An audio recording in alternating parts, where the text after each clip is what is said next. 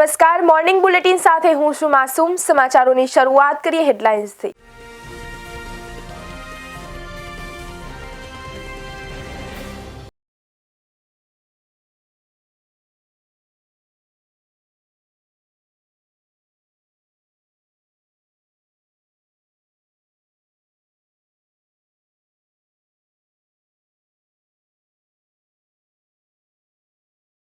બે દિવસ કડકડતી ઠંડી ધ્રુજાવશે। ગુજરાત સહિત દેશના 8 રાજ્યોમાં ઠંડીનું પ્રમાણ વધશે। કેટલાક રાજ્યોમાં માવઠાની પણ શક્યતા।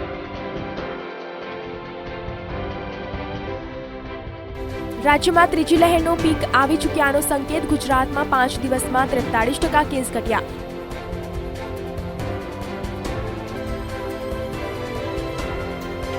अड़तालीस कलाकમાં કોરોનાથી થયેલા 12 મૃત્યુમાં 2 દર્દીએ રસીનો 1 ડોઝ જ્યારે 3 બંને ડોઝ લીધા હતા। 7 દર્દીએ 1 પણ ડોઝ નહોતો લીધો। ક્રિકેટમાં સ્પોર્ટ્સ ફિક્સિંગનું કમબેક। ઝિમ્બાબ્વેના બ્રેન્ડન ટેલરે કહ્યું, ઇન્ડિયન બુકીએ મને પાર્ટીમાં બોલાવ્યો। મેં કોકેન લીધું ત્યારે વિડીયો ઉતારી લીધો, પછી બ્લેકમેલ કરી ફિક્સિંગ કરાવ્યું। કોરોના અંગે WHOના વડાની ચેતવણી। ઓમિક્રોનને અંતિમ વેરિયન્ટ સમજવાની ભૂલ ખતરનાક સાબિત થઈ શકે છે।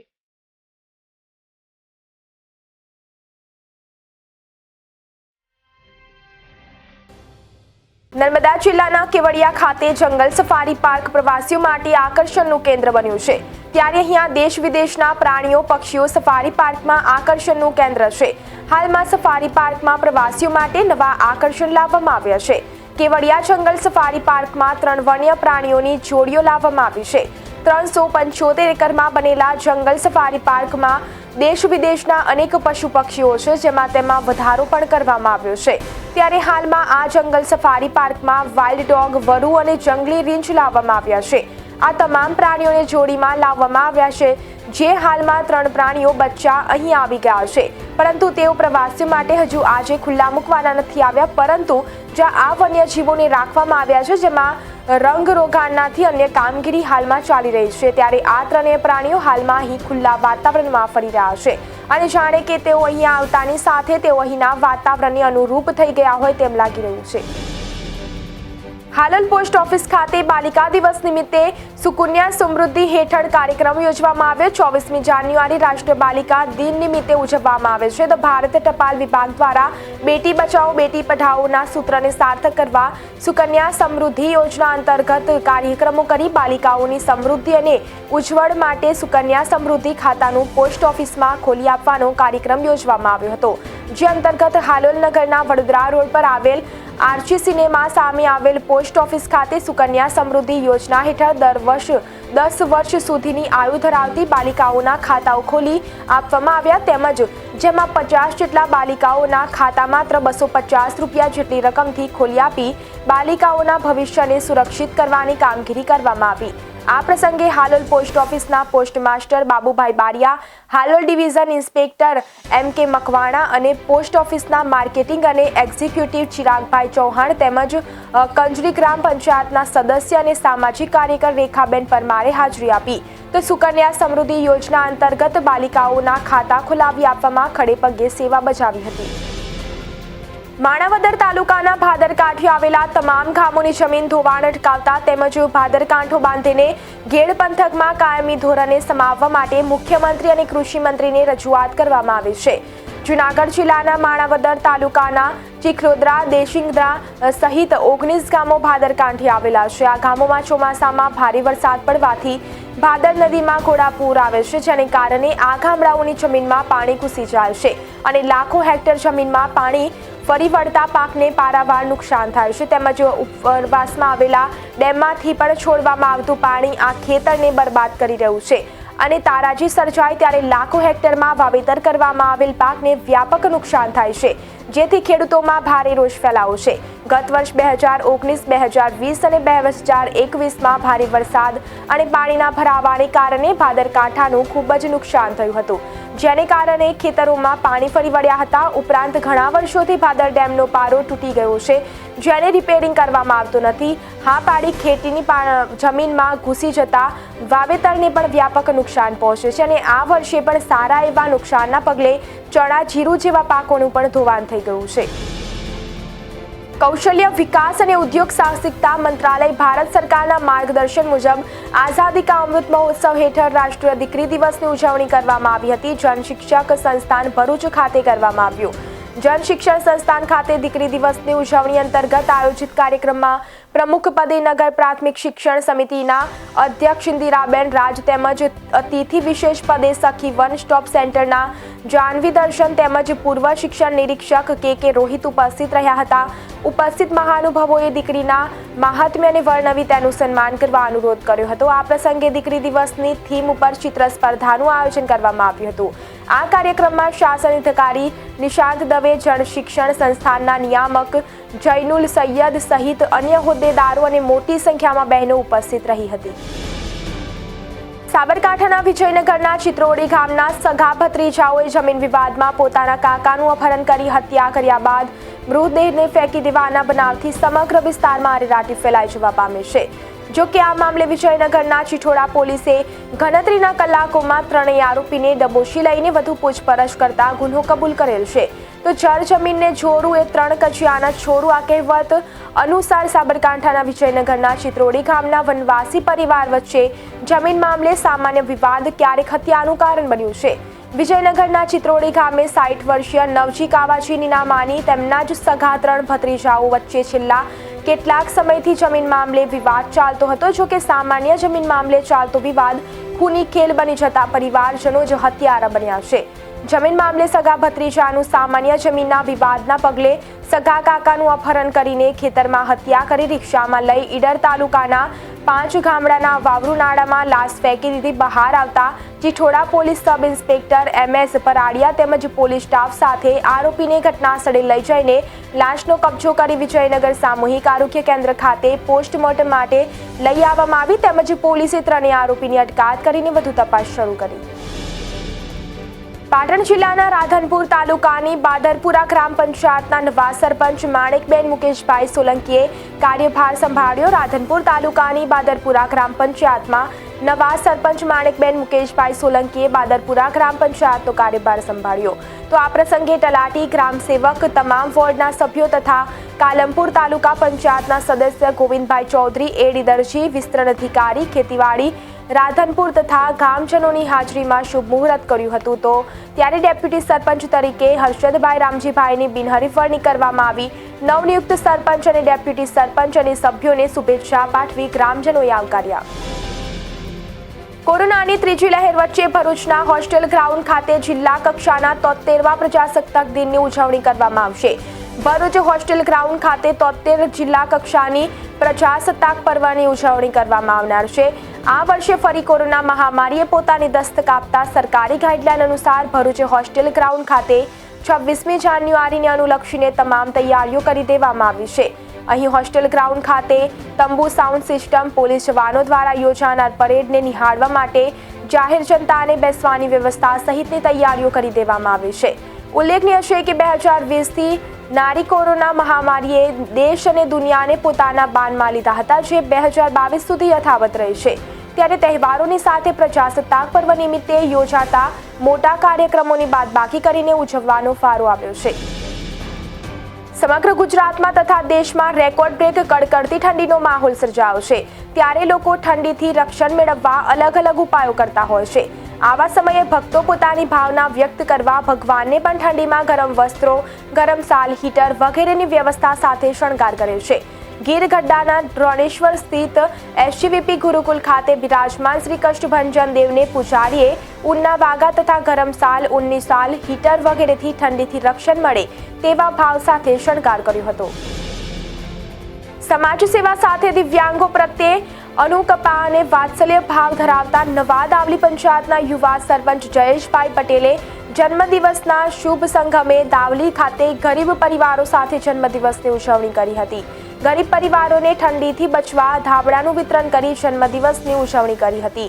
જયેશભાઈએ જણાવ્યું હતું કે દરેક વ્યક્તિએ ખુશીના મોકાએ ગરીબ પરિવારના આનંદમાં સહભાગી બનવું જોઈએ. હાલોલ નગરપાલિકાના કર્મચારીઓએ પોતાની માંગણી નહીં સ્વીકારાતા ચોક્કસ મુદતની હડતાલ પર ઉતર્યા છે. હાલોલ નગરપાલિકા ખાતે વર્ષોથી કામગીરી કરતા કર્મચારીઓએ પોતાની સાથે થતા અન્યાયને પગલે પોતાની પડતર માંગણીઓને પાલિકા તંત્ર દ્વારા ન સ્વીકારાતા 24મી જાન્યુઆરી સોમવારના રોજથી નગરપાલિકા કચેરી બહાર ચોક્કસ મુદતની હડતાલ પર ઉતરી જઈ ઓફિસનું તમામ કામકાજ સદંતર બંધ કરી દેતા નગરપાલિકા કચેરીના તમામ વિભાગોમાં સન્નાટો વ્યાપી ગયો હતો. જ્યારે હડતાલને પગલે નગરપાલિકા કચેરી ખાતે વિવિધ કામોને લઈને આવતા નગરજનો કચેરી ખાતે કામકાજ બંધ હોવાથી ધરમધક્કા ખાઈ પાલિકા તંત્ર સામે આક્રોશ ઠાલવી વિલા મોઢે પરત ફર્યા હતા. જેમાં ગત દિવસોમાં નગરપાલિકાના કર્મચારીઓ દ્વારા પોતાની પડતર માંગણીઓના અનુસંધાને હાલોલમાં નગરપાલિકાના મુખ્ય અધિકારીને એક લેખિત પત્ર પાઠવી પોતાની માંગણીઓ સંદર્ભે યોગ્ય નિરાકરણ લાવવા અપીલ કરી હતી અને જો માંગણીઓ નહીં સ્વીકારાય તો અચોક્કસ મુદતની હડતાલની ચીમકી પણ આપી હતી. અમે નગરપાલિકાના કર્મચારીઓ આજરોજ ઓફિસની કામગીરી બંધ રાખી અને જ્યાં સુધી અમારી માંગણીઓ સ્વીકારાય નહીં ત્યાં સુધી અમે કામગીરી બંધ રાખવાના છીએ. હું છેલ્લા 23 વર્ષથી નગરપાલિકાની સેવામાં ફરજ બજાવું છું. આજ દિન સુધી મને કાયમી કરવામાં નથી આવ્યો અને લગભગ હવે જૂન મહિનાની અંદર હું રિટાયર થવાનો છું. તો મને આજ દિન સુધી કાયમી કરવામાં આવ્યો નથી, પ્લસ મારો પગાર પણ વધારો કરવામાં નથી આવ્યો.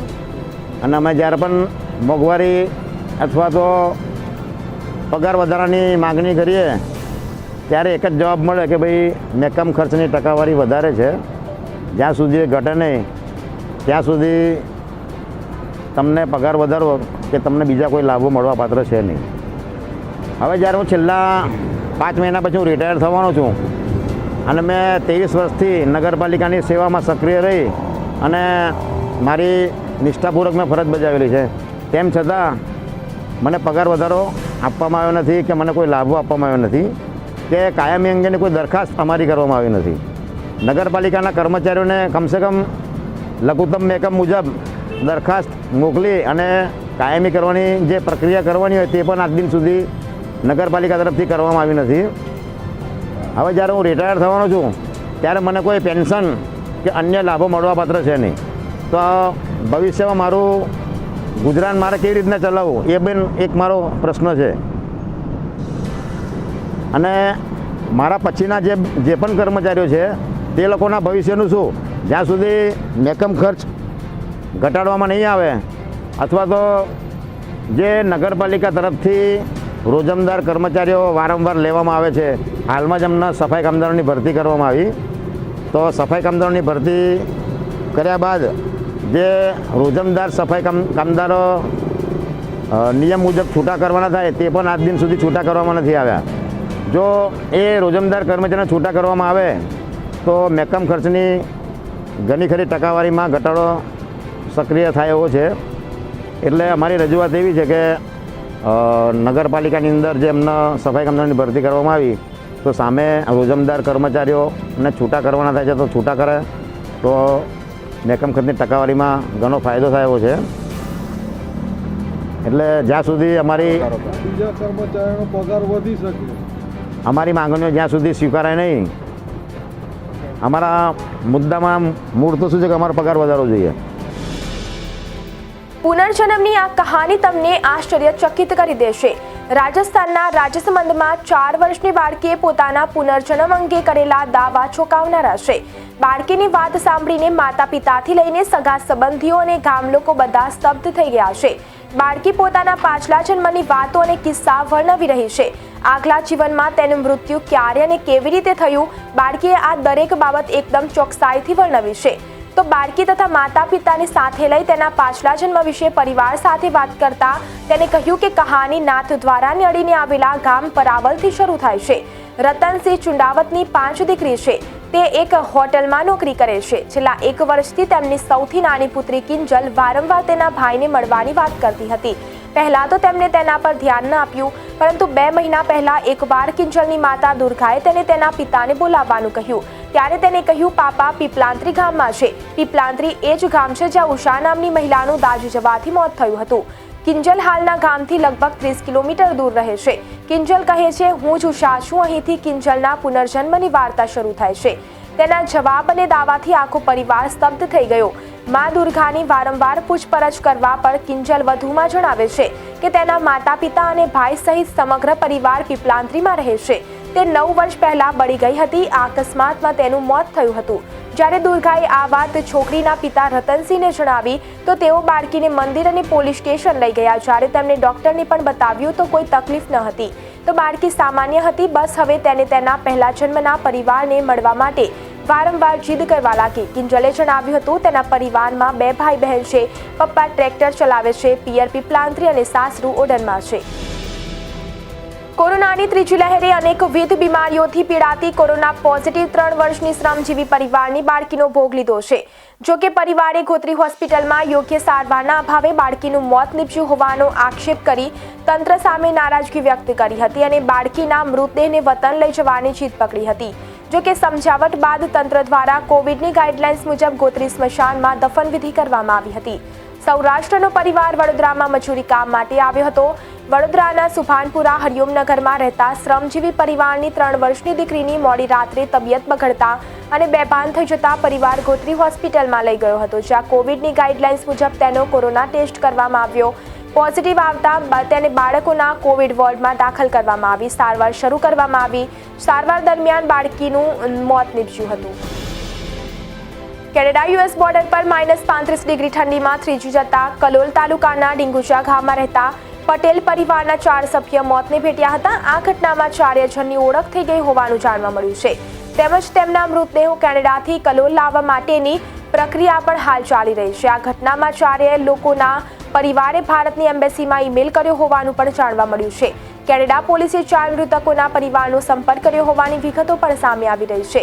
એમાં કેનેડામાં રહેતા તેમના સગાની સાથે ત્યાંની પોલીસે પૂછપરછ કરી છે.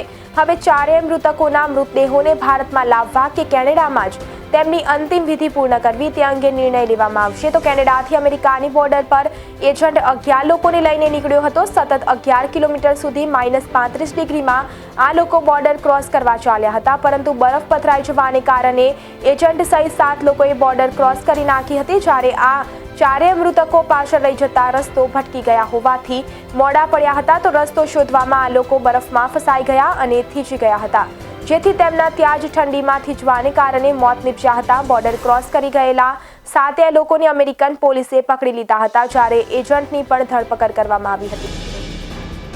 ઉત્તર પશ્ચિમના ઠંડા પવન સીધા આવતા રાજ્યભરમાં કોલ્ડ વેવનો નવો રાઉન્ડ શરૂ થઈ ગયો છે. આની અસર તળે આગામી 4 દિવસ સૌરાષ્ટ્ર અને ઉત્તર ગુજરાત સહિત રાજ્યના મોટાભાગના વિસ્તારોમાં કાતિલ ઠંડી પડશે. રવિવારે વિવિધ શહેરોનું લઘુત્તમ તાપમાન 7 થી 12 ડિગ્રી ઘટી ગયું. તો હવામાન વિભાગે ચેતવણી આપી છે કે આ કોલ્ડ વેવ દરમિયાન નલિયામાં 4 ડિગ્રી અને અમદાવાદમાં 7 ડિગ્રીની નીચે તાપમાનનો પારો જઈ શકે છે. જ્યારે ઠંડા પવનની સૌથી વધુ અસર ગાંધીનગર, બનાસકાંઠા, પાટણ, મહેસાણા, કચ્છ ઉપરાંત આખા સૌરાષ્ટ્રમાં રહેશે. ગુજરાતમાં 2014 પછી પહેલીવાર એવું બન્યું છે કે સળંગ 2 મહિના પછી ઠંડીનું રાજ રહ્યું હોય.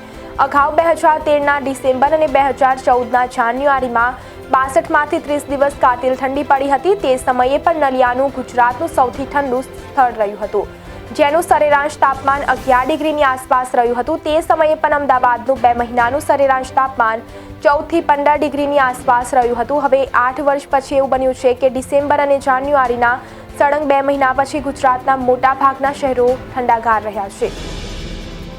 તો મોર્નિંગ બુલેટિનમાં અત્યારે બસ આટલું જ. વધુ સમાચાર જોવા માટે જોતા રહો અરવલ્લી સમાચાર, એટલે તમારો વિસ્તાર, તમારી વાત.